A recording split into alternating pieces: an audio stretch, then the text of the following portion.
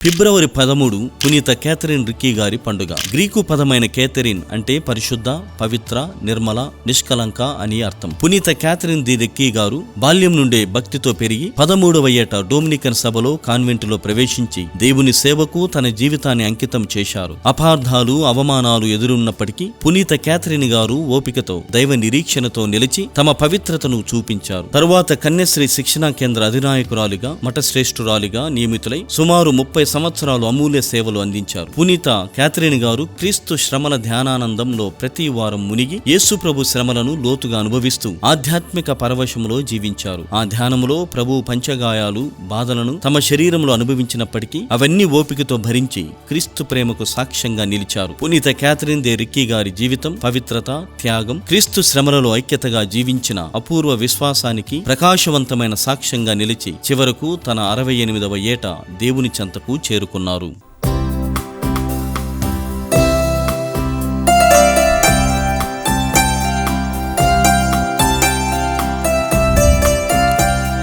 పునీత Catherine the Ricky గారా